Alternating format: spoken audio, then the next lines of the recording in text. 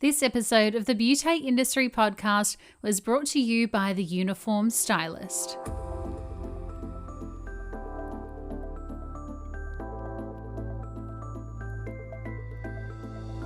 Hello and welcome to the Beauty Industry Podcast, your online support community for the professional beauty industry. I am your host, founding director of Beauty Industry, Tamara Reid. Here we are closing the competitive gap and speaking your language. This is a platform created and dedicated to the professional beauty industry, valuing community over competition. We serve to help connect you with inspiration from industry experts, expand your knowledge through educational pieces, and bring you the latest in product and technology innovation. This is Beauty Industry. Today my guest is Keira Maloney HR Specialist. Keira is a human resources professional and a skilled industry recruiter who started her career in the corporate and public sector.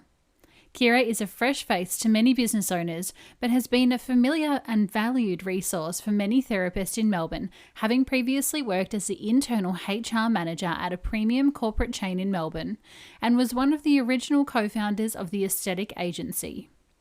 Keira is now a business development manager at Headhunter Recruitment and is determined to share her knowledge with business owners on how they can manage their own talent search and that it can be affordable and successful for the first time around. Over the last 5 years, Keira has implemented unique ways of finding team members and has found innovative avenues to ensure staff retention beyond the induction and training period. Her newfound philosophy, make sure they're seen to keep them keen. Keira's priority is listening to staff, acknowledging their wants and their needs, celebrating their achievements, and ensuring that their relationship with the business remains a mutually beneficial one. Here's Keira and I for Beauty Industry. Keira, thank you so much for joining me today on the Beauty Industry Podcast. Thank you so much for having me. The pleasure is all mine. This chat has been a long time coming, and I know one that our business owners and even team members and audience at wider large are going to be obsessed with, because you are this HR specialist that has all of the answers, I'm going to say.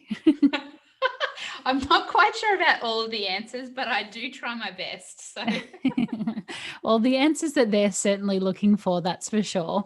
And look, I want to give a little bit of context and background to you before we jump into having all of their questions answered. And that is to find out how you entered into the professional beauty and aesthetic industry, because some people may not be familiar with your name or your face yet. So how did you start?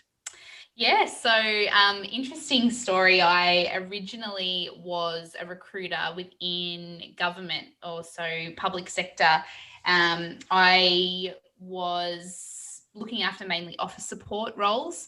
It was something that I didn't really anticipate that I would stay in long term. It's quite a, I don't want to say the word boring, but it's not an interesting industry where you really are talking with employees about, their futures and what their goals are, and it's quite a dry area to recruit in. So I ended up in a internal recruiting role for a large laser and skin chain, recruiting across Victoria. And definitely at that point, I knew I had found my forever home as a career and an industry specifically for beauty and aesthetics. Yeah, very cool. I definitely think our industry is so much fun. It's ever evolving, ever changing. I mean, you can never have a day where you rest. So it's kind of like chalk and cheese from the typical kind of HR industry, right? Yeah, absolutely. And I think it's just everybody really is so focused on what their capabilities are for the future. Like everybody wants to know what's next, what they're working towards. It's not necessarily like a scale where, you're a year 4, level 1, level 2, and you sort of reach those logistical stages in your career. People are like, I want to eventually get into leadership or management. And I just love that. I love seeing people so driven, but also, seeing them succeed and achieving their goals. It's a brilliant industry for that type of thing, for growth and development. For sure. And there's so many different pathways. I think that's one of my favorite things. And one of Mm. the biggest advantages of the aesthetic industry is that there are so many different avenues anyone can go down. I mean, when you're a therapist, sometimes you have your blinkers on and you're like, okay, I can just be a therapist. But then you start to, maybe become a little bit of a trainer or an educator in your space, and you might be onboarding new team members. And then you go, actually, I really love education. Or maybe you're the top salesperson, and then you go, actually, do you know what? I want to be a BDM or an account manager. Or, hey, I think I can run this business myself, maybe even better than the person who I'm working for. I'm going to be a business owner. And there's just so many different avenues that are constantly opening up. I mean, 3 years, 5 years from now, there's probably all of these different roles which haven't even been created yet, which is very, very exciting. Yeah, and it's also that you can be so self-driven. It's Mm. not somebody else dictating your success and overseeing that. It's that you really can create your own success. You can, with the right amount of work, the right amount of energy, the right amount of work ethic, you can really achieve. The sky's the limit in our industry. So it's. I love being in this industry for that reason.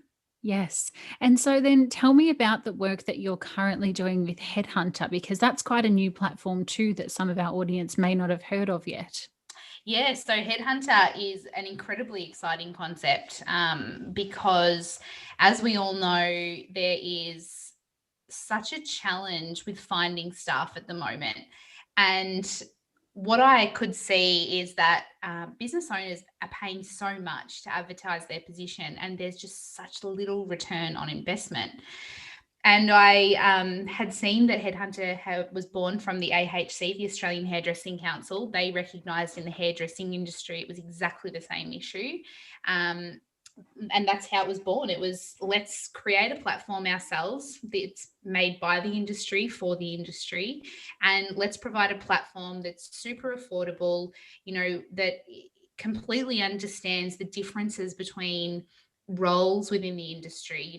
There's dermal therapists, there's laser therapists, there's, your standard beauty therapist. It's, lash and brow techs. It's all these different facets of the beauty industry.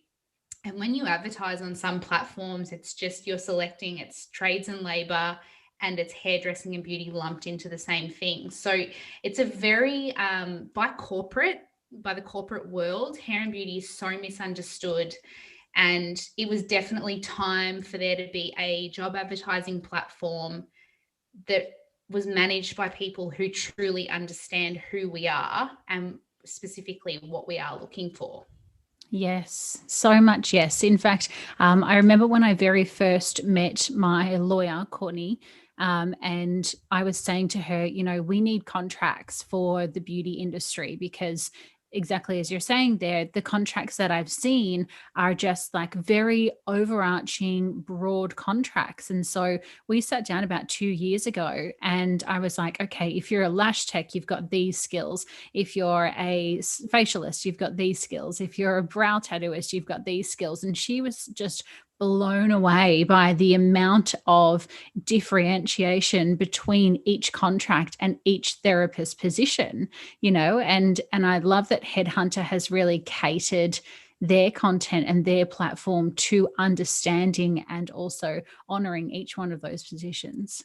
Yeah, and candidates want that as well. Candidates want to be able to search for jobs specifically based on their skill set too. It's not just about the business advertising what they're looking for, but candidates don't want to have to sift through 300 different job ads to try and find the one that is advertising the position that may work for them. So yeah, it's definitely time. It needs to be a more affordable option. There's so many countries now that have job advertising at such a low rate or free sometimes, and we as a country are just all using the one platform and paying a fortune for it and getting minimal in return. So I'm excited about what this will mean for the industry. Business owners will save money. They'll feel more understood. They're more likely to find what they're looking for.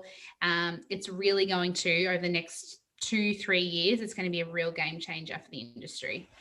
Exciting times ahead. So, Kira, I'd love to ask you then, what's the biggest misconception about HR and recruitment? Because it is a little bit foreign in our industry, because we've all just, or many of us rather, have come from a therapist and now we're a business owner, and we also wear the hat of HR and recruiter in our own business. So, what do you find the biggest misconception is? Well, I think as somebody who has worked in HR support and recruiting, specifically recruiting, the difference between the two when you come from that background is so clear and evident. HR is really about strategy. It's about looking at a business and going, okay, this is where we're sitting right now. This is what our immediate need is, and this is what our long-term need is. So strategically looking at, do we implement a 2IC position? Do we implement a training position? What does our team look like now? And what does it look like in the future? And really sort of planning how that will work. And it's about looking at things like, what can we outsource? What can we, what systems can we implement to save time and money? Do we need to have an internal person that is managing our social media, or can we outsource that? But then recruiting is, it's a process that's being managed by someone. I have identified what I need, and that's obviously the HR side of thing. And I now need to go through the process to find that person. So the recruiter is managing the job ad being written, posted. They're going through the candidates, and they're going through the shortlisting process. They're handling the reference checking process, just all of the logistics of onboarding somebody. So it's a misconception in a sense of understanding the differences between the two.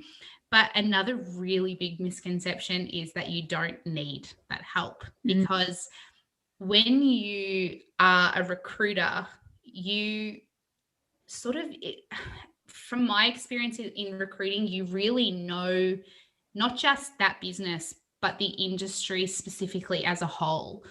And you can see what's happening and anticipate where there's movement, where there's going to be need, where people are likely to move on, where, you could potentially, help a business before they even know that they need the help. So there were times when I recruited in the past where a candidate may have applied for a position in one clinic and they'd been shortlisted and it looks like they're going to get that role. And as a recruiter, you can see that they're about to resign from another position and that clinic is about to need a new therapist. And you can sort of start to understand how you can actually help the industry with, filling the roles that way. It's a process that I guess, it takes a lot of work to get it right. You really have to pay a lot of respect to the recruitment process. And I think the biggest challenge for business owners at the moment is that they just don't have that time. So, look, I think the recruiting process is very intricate, and you can just employ somebody purely to manage your recruitment process. But yeah, I think it's important that people do understand the differences between HR and recruiting.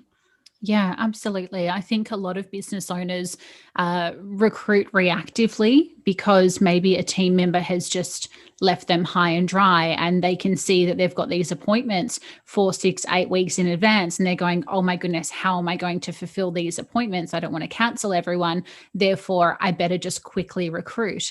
And so then we just think of HR and recruitment as like this lump task, which basically just involves a crappy old interview, and then asking the wrong questions, and then going, do you know what, I'm going to blame it on industry or platforms or, so many different things. Whereas it's really interesting that you've said there, HR is actually the strategy. And I don't think a lot of our business owners realize that they should be having a HR strategy. So, okay, what does that look like then? How many people do we need to onboard?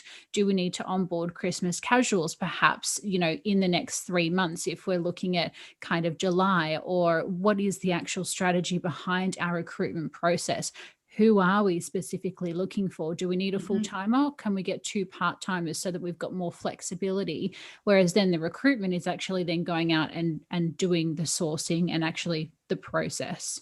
Correct. And, both of those roles in themselves, they are each a job that is incredibly important for large businesses, medium businesses, and small businesses, especially. So, with the recruitment process, there's a lot of people who look at their business and strategically decide, I am at full head count, but I am going to bring on another head count to, be a backup or to handle wait lists if we get to that point. So that in itself is the HR strategy that has been put into place, and a recruitment process has followed for that HR strategy. Yes, love it. So we should always be going step 1, HR strategy, looking at the overarching business. What do I need? Who do I need? What does that look like? And then going, okay, now that I understand, I've got my ducks in a row. Now let's go down that recruitment step.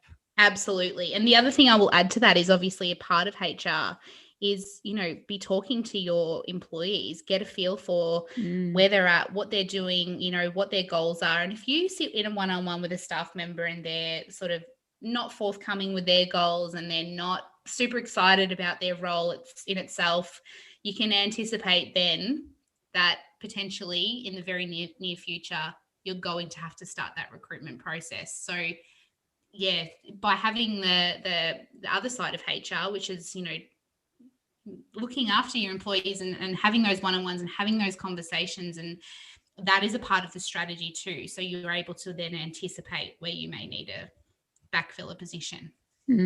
Lots of forward planning, which we don't have time with, mostly for our business owners. And this probably plays into it. I want to ask you, what's the biggest challenge that you found business owners have when recruiting? And I'm guessing that time is probably one of those. 100.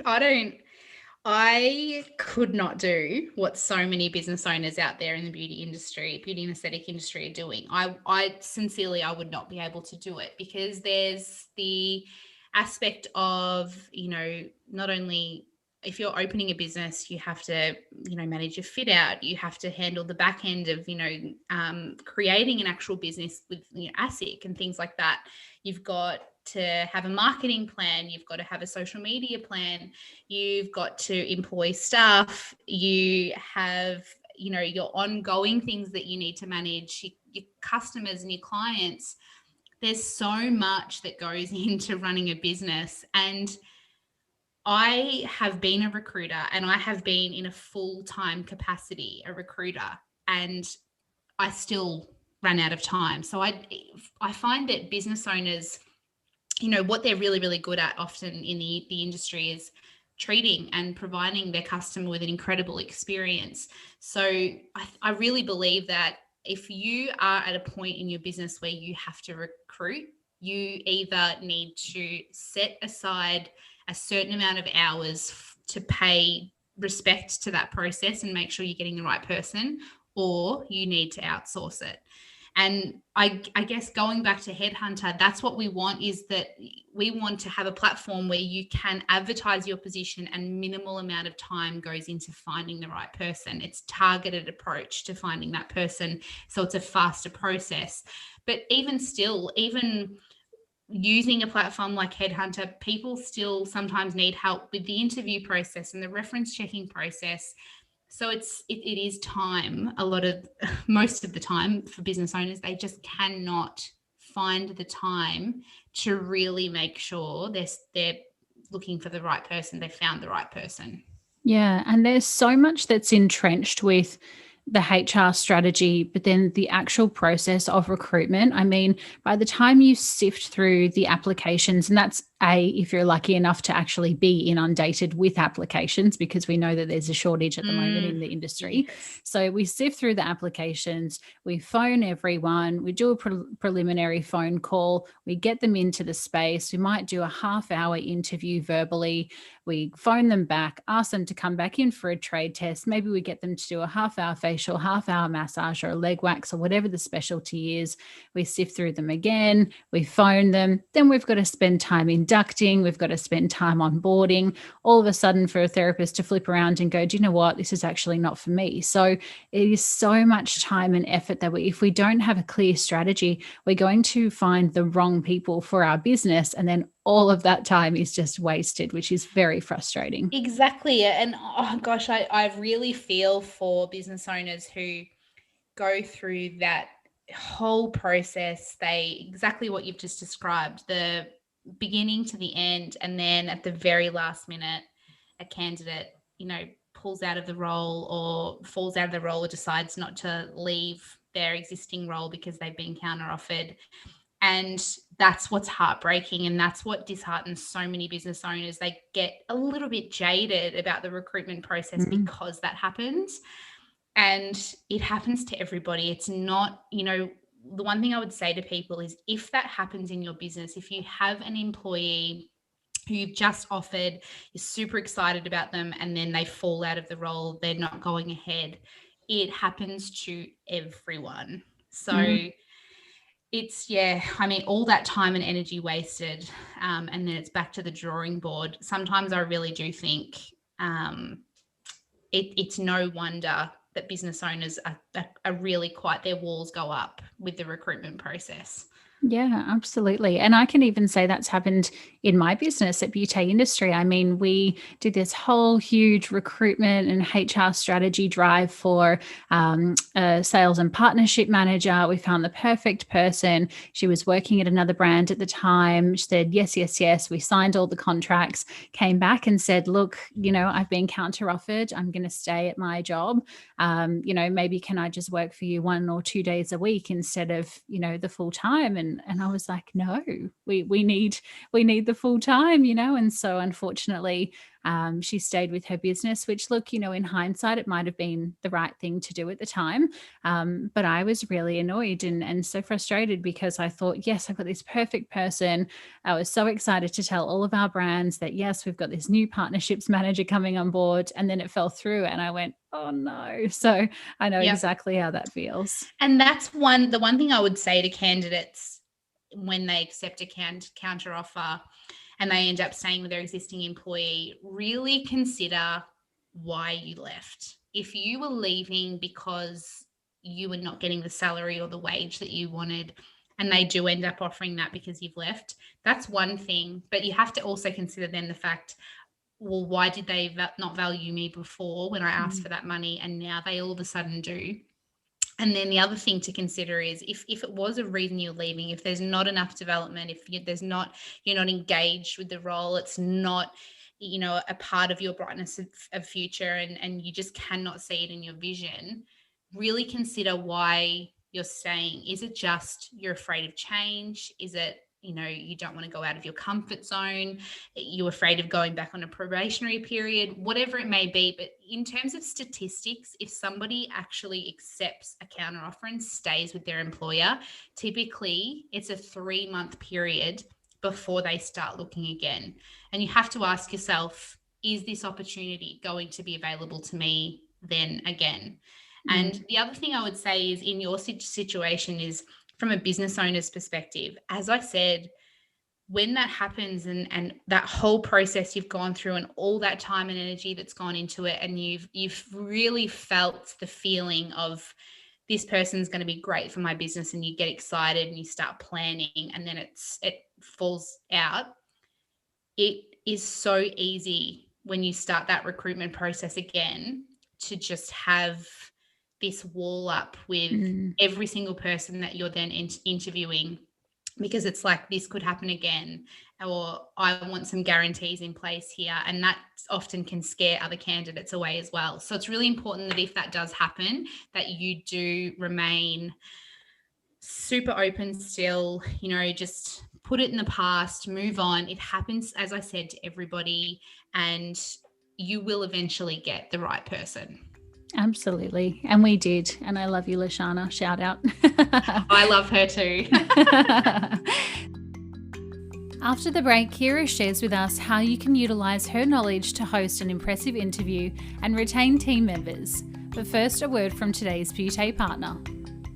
The team at the Uniform Stylist have been designing their boutique-style uniform collections for over 2 years in order to meet the evolving needs of beauty and dermal therapists. With a modern and sustainable approach to uniform design, they have listened to industry feedback and are now launching new and exciting additions to their popular bamboo uniform collection, Embassy. Some of the most popular styles are now available in size 18, and brand new styles have been added to complement the existing collection, including their new limited edition Rado jumpsuit, which recently blew up Instagram. Now, the Eco Luxe collection offers even more variety for those who already love this brand. If you've been waiting to introduce a fresh new uniform look into your business, or simply find out what all of the fuss is about, you can jump online and use the code BEAUTYVIP15 to receive 15% off any style in this beautiful collection. That code again is BEAUTEVIP and the number 15 to receive 15% off any style in the collection. Thank you so much to the Uniform Stylist for making this episode of the Beauty Industry podcast possible. And now back to Keira. So there are always two sides to every story, and we've chatted about the business owners' challenges in HR recruitment, and we hear a lot from therapists in our Facebook community that, either A, they're fresh grads and they're coming out into industry and no one will employ them because they need 3 to 5 years of experience, but how can I get 3 to 5 years of experience if you're not going to give me a damn job, right? And then there's B, is that I've been out of industry because of whatever reason, maybe had kids or took some time off, and now I'm 35, 40 coming back and no one's going to employ me. So we hear lots of different challenges. I'm interested to hear, what are the biggest challenges that you hear from therapists when they're applying for roles? Challenges from therapists. There's a lot of different challenges. Exactly what you've just said. There's people who are returning to the workforce, and there's not a lot of people that are really willing to give them a go. But the challenge for therapists, I would say, is it goes back again to the business owner's time. That is what they're up against. Candidates now have to make such a quick impression, and that starts with their CV. And there's also there's a thing, I talked about this in the strategy summit, is the subconscious bias, where a business owner has preconceived notions about an employee before that person can even say their piece. They can't even get into the office and sit down before sometimes a business owner's made their mind up about them, because maybe, I don't know, they're wearing a piece of clothing that they don't like, or they're, wearing a perfume that they don't like. It's just a decision sometimes is made really, really quickly. And that is a huge challenge for candidates. It's like they have to be perfect. Everybody's looking for this unicorn candidate, and if they don't fit that mold, there's a lot of business, they won't give them a go.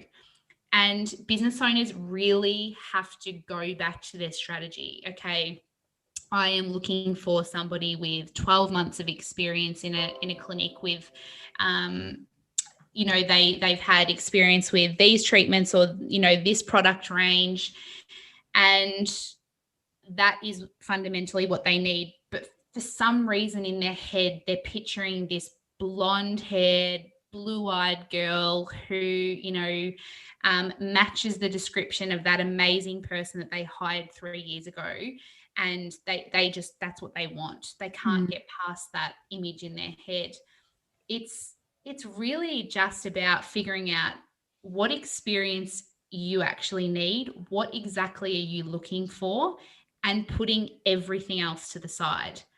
You will find incredible candidates if you are able to do that. Just purely work off your absolutely, this is what I'm looking for, and all other preconceived notions, their race, their religion, their gender, all of those things, put them to the side and purely recruit based on your strategy. that if more business owners did that, then a lot more candidates would have a lot less challenges in the job market. Yes, I love that so much, because I think we are saturated in our own bias and our own privilege. And sometimes we don't even realize that. And, you know, when we are hiring, for example, I've done this myself, hiring for a massage therapist, and a male has walked through the door, I've gone, oh, okay, who's this? But the resume, his name was Jess, right? And so I've gone, oh, okay, assumed it was a girl. Jess walks through the door, it's a guy, and I've gone, oh, this is going to be no good, you know, Yeah. and then just kind of dismissed it straight away. So, I mean, this was obviously 5 years ago, you know, maybe I would have a different perception now if I was to recruit for the same role. But I think we do that far too often. We do judge a book by its cover. And I know, again, I'm guilty of this in reading resumes and having poor grammar or poor spelling and going, oh, no, no way. You know, and Yeah. then flipping on to the next. We all do it, and it can be things that we've decided on somebody's race or religion, or, you know, someone made a comment to me not that long ago about you know, the Muslim community typically being super sexist. Wow. And I was like, I that is pure assumption. They didn't really know anything. It was an incredibly uncomfortable conversation, but it was my job to obviously educate that person on how things actually are, which is important that we do that. But if that person happened to be recruiting for a role that they, in the business they work in, which is not the beauty industry, but if they were recruiting and somebody from that community walked in, would they recruit them, or would they have their mind made up about them based on something that they were told by somebody that knows somebody that's a Muslim?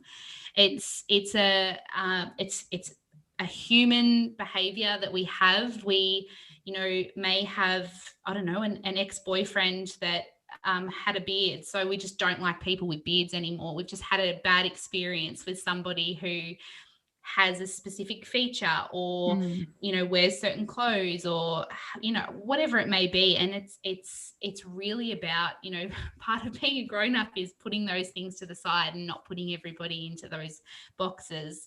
And if we could do that more often, we would be better at recruiting. And that is, you know, one of the things that the challenges when I was recruiting is putting that in front of a business owner and saying, this person matches exactly the skill set and experience and qualifications you're looking for. And I would often not even mention their surname, so they couldn't see it. They'd look through and they go, oh my gosh, they've worked here, they're great, perfect, no problem. And then they had acknowledged in that moment, this person's potentially right for our business. And there was no understanding of their gender. There was no understanding of their race. There was no understanding of what their background was. And they were able to make a decision purely based on their experience. So it was nice as a recruiter to be able to sort of give people that push and sort of help them to understand none of that stuff is relevant, and you may actually have, your business will be better off if you put those things aside. But when someone's in control of their own recruitment process, they really have to switch that off in their brain. They really have to ignore any bias that they have, any there's so many things that get in the way of people recruiting and finding the right people. Absolutely. Have you seen a show called Love is Blind?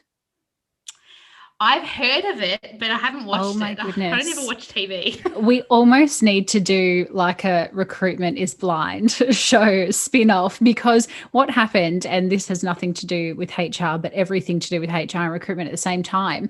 So they put a row of men and a row of women into these like little cubicles. And so the only way you could get to know these people is to talk to them.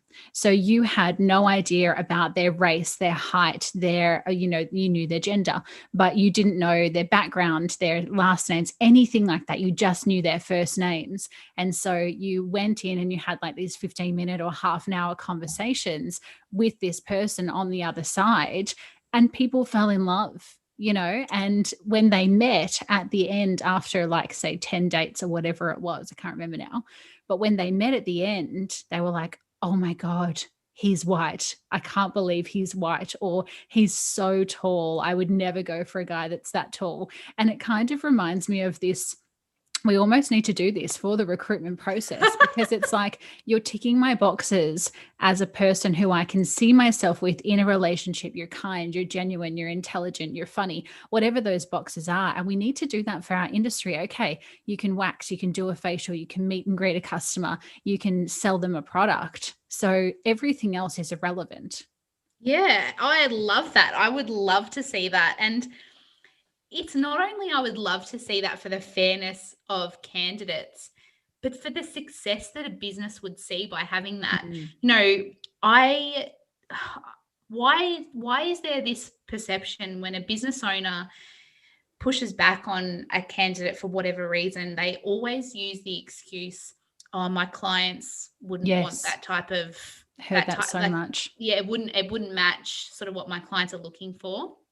And what we do when we recruit is typically we're looking for ourselves. Mm. And so when you go through the recruitment process and you are an owner operator, and maybe you've had a salon from home, you've ended up opening up premises, business is getting out of control, you want to bring on that extra head count, and they just want to recruit themselves. They want the same sort of personality. They want the same sort of look and similar background in terms of experience. And they forget that, well, if you recruit somebody that's different, or maybe has a different language or a different approach, it could grow your business and make it more successful, because it's going to attract a whole different range of clients into the business. So yeah, I always push back on that when they say, oh, my clients just, it's not about that. Your clients probably, to be honest, won't care.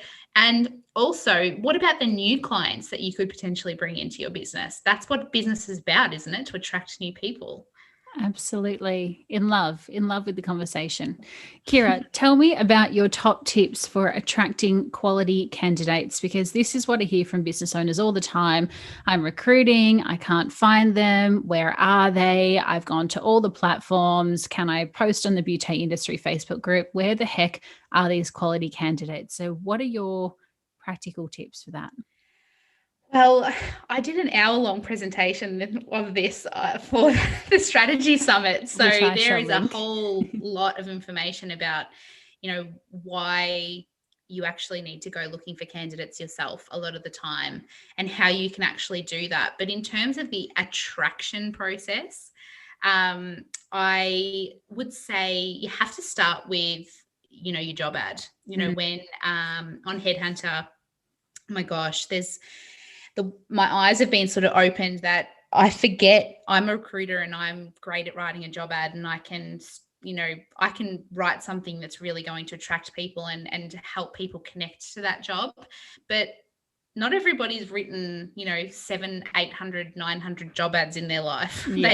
They don't know how to write something like that. So I think just for, I guess, fundamental things, I would always break the job ad down into 4 sections. The first section should be about you, your business, your story. How did you start? What your vision is and what your mission is. Just really describing what the background is and what sort of brought you to the point that you are at now. And then you should move on to, exactly what the role itself looks like. Is it a laser therapist role? Will they be back-to-back lasering all day, or is there an element of skin in there? Are they, looking for a lash tech and they're going to be just doing lash lifts and lash extensions all day? Really describe the role, describe the day-to-day, describe even, is parking on site, what it looks like to work there.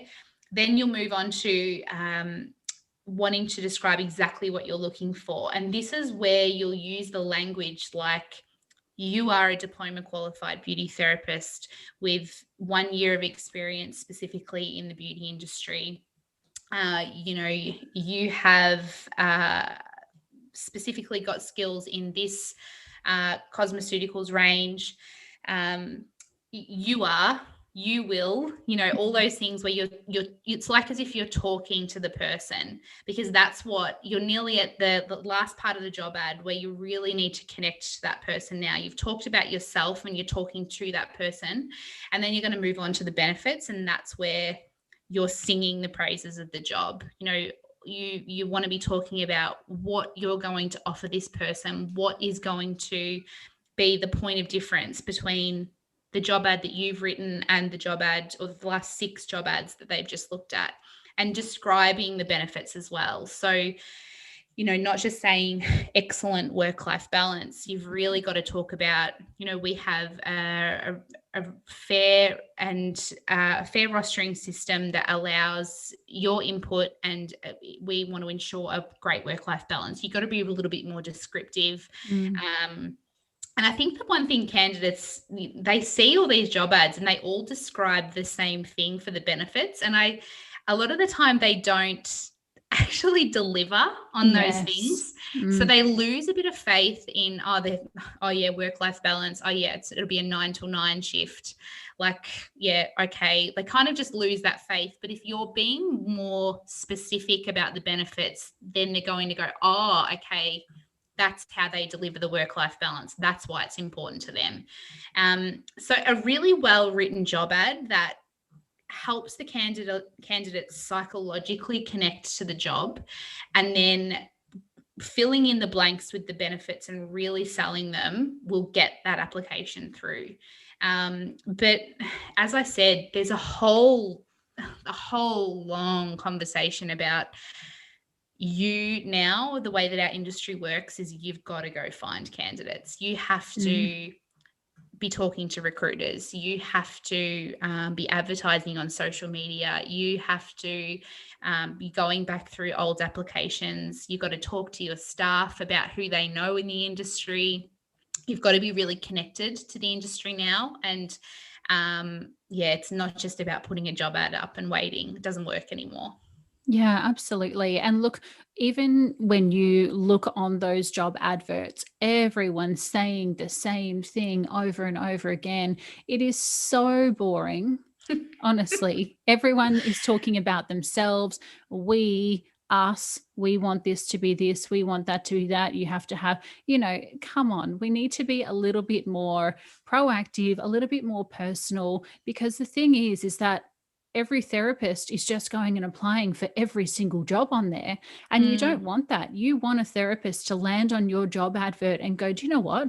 I'm actually not going to apply for any other one, because this is the job that I want. And I'm going to put all my eggs into my basket, because they have described this role so well that everything else just looks pale in comparison. Yep. And it's so funny because I've seen, I working in business development for Headhunter, I see everybody's job ads. I see everybody's advertisements. And I see you businesses out there that are copying and pasting each other's ads and then just changing a couple of things around. And you have to ask yourself, is that who you are? Is that actually who you are? You really need to understand that we've just been through a pandemic, and people have fully and completely reassessed their lives. And they are, a lot of them, at a stage where they are wanting to be a part of something that provides them with a purpose. Yes.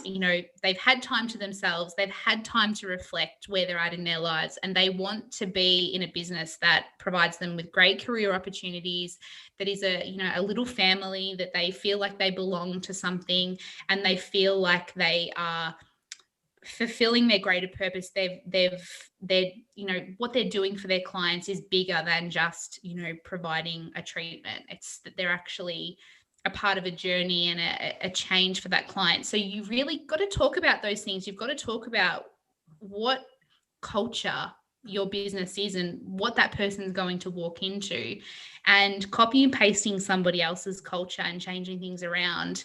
And then when that person starts the job and they realize that is actually not what this culture is, that will also, it does create an industry, you'll create a name for yourself in the industry that you overpromise and underdeliver, and that's you can't undo that.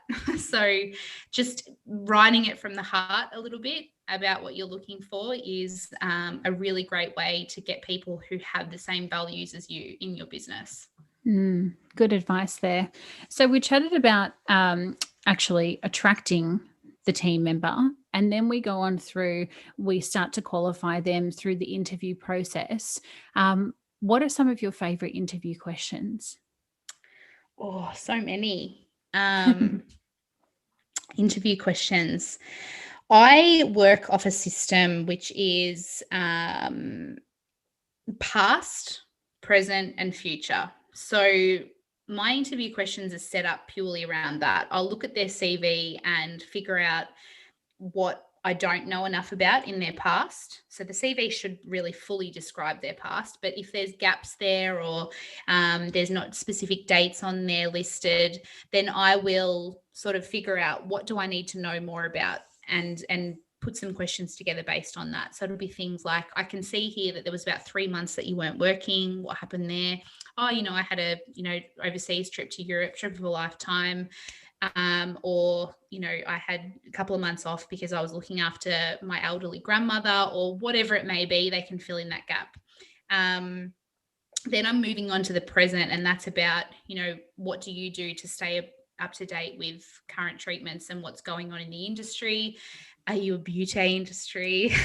Yes. Those kinds of things. Like, what do you know? What are you doing to keep up to date? What are you why are you sort of leaving the role that you're in at the moment? Where else are you actively applying for? How far into your job search are you?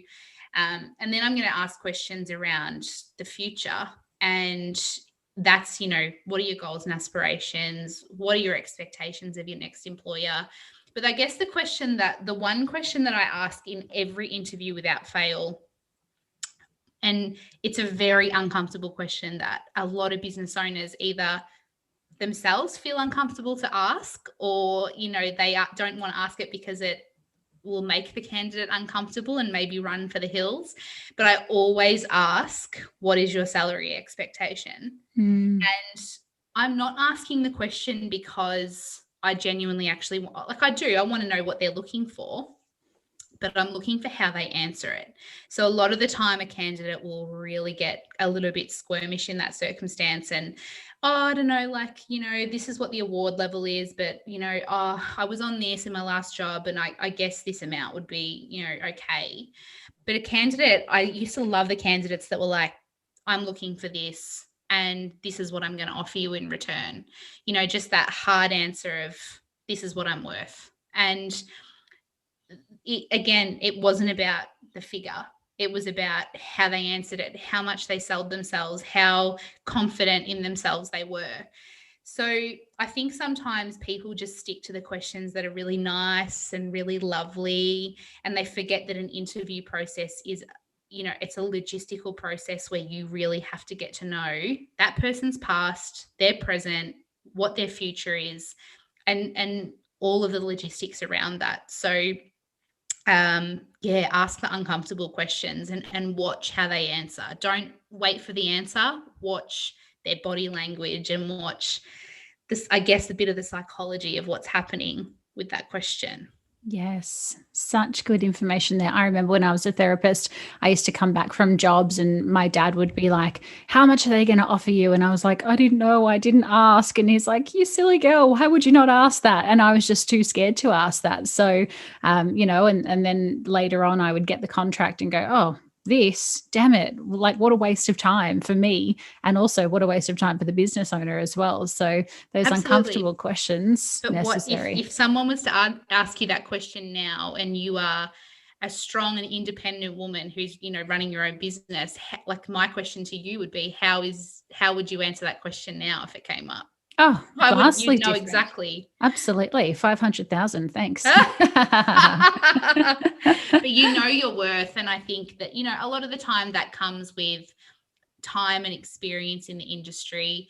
But there's nothing wrong with a therapist, a graduate straight out of uni, knowing what their worth is too. Absolutely. worth is not just about, your logistical capability of providing a treatment. It's about your work ethic. It's about your punctuality. It's about your presentation. Offering those things to a business and saying, this is the money I want, but this is what I'm offering in return. Don't be afraid to have that conversation. And business owners, if you have a candidate that answers that question like that, mate, you're on a winner. You're on a big time winner. Yeah, absolutely. So it's not always about, having a look at the therapist and going, oh, she's so entitled. She knows exactly that she wants $35 an hour or anything like that. It's kind of like, well, if she's sitting there selling herself, or he, if they are sitting there selling themselves, then they must be damn good. Yeah, absolutely. Absolutely. I completely agree. Very cool. So I'm wondering, just as a final question for you, can you offer any advice to business owners who might be listening and considering, or maybe they're actually currently going through the recruitment process? They may have feeling a bit jaded. They may have given up. They posted on our platform. They posted on all of the platforms. What do they do? Yeah, it's hard. I mean, the first thing that I would do as a business owner at the moment is you've got to allow a lot of time. I spoke to a business just before, and they've put a job ad up on Headhunter, and we had a pretty frank conversation that their start date for a new candidate should not be at least until late March, early April. So not thinking about having somebody yesterday is a lot of the time a possibility anymore. Great. If you find somebody that, first applicant is the perfect candidate, that's brilliant, but it's probably not realistic. So firstly, putting in place realistic timeframes for when you actually will potentially onboard someone. Making sure you're covering all bases with where you're advertising, and advertising in as many places as humanly possible. Really reviewing your benefits and reviewing, if you're not getting applicants, understanding why. Are you just advertising your position at award rate, or are you offering above award and a competitive rate against what everybody else is advertising? Knowing your reputation in the industry, have you had a high turnover, and is there potentially, candidates out there that are talking about your business, and that in itself, that can be a huge issue for business owners. You might have had one bad egg that's gone and let everybody know, and that's where you've kind of really got to ramp up on social media, what your team culture is like, what your vision and your mission is for not only your business but your team, and you really you've got to be looking yourself. You've got to be talking to your staff. Who do they know? Who might be looking? Go to your old applicants, be making those phone calls. But the one thing, if you have applicants coming through and you're not able to recruit from those candidates, maybe you also need to have a look at what is it you're actually looking for. Are your expectations way too high? And are they actually realistic? So you will find people, there's also the challenge of obviously JobKeeper and COVID and everything that we've just got to get through this little bit of an awkward stage. But if you're offering a really great roster, a really competitive rate, a great team culture, and training opportunities and career advancement, you'll find somebody. There's no doubt about it. And I think we also need to follow this episode up with another episode on, okay, so once you've got your team, you've recruited, you've done the interview process, how do you keep them? And what is that company culture? And what does that look like, so we can align those expectations? But maybe for another day. Yeah, that is not a conversation. That's another hour. It is. Well, I appreciate the hour that you've spent with us today, Keira. Thank you so much for sharing all of your knowledge. It is just so invaluable for us. It's absolutely been my pleasure. Thank you so much for having me. Wow, what a dreamy episode. Sometimes as business owners, it's easy to put the blame on the applicants or the platforms or the industry as to why we aren't getting quality candidates. But when we truly look at how we're navigating our way through the interview process or how we're maintaining our company culture, it can highlight our own faults and give us some clear direction as to how we can do better next time. Keira has shared so much valuable content with us today and shares even more in her Club Beauté and Strategy Summit keynote sessions, which you can watch on demand through our video library for free if you're a Club Beauté member or for a small fee if you're not. I'll pop the link to those in the show notes, but hey, if you are keen, come and join us in the club. We would love to help you boost your business. Keira has recently stepped into the world of social media, so if you've loved this episode, go ahead and show her some love at Keira Maloney HR. We are across all of the platforms, which I'm sure you know by now, at Beauté Industry, and me, well, I'm at Tamara Reid Beauté. Have a brilliant week. Until next time, stay connected.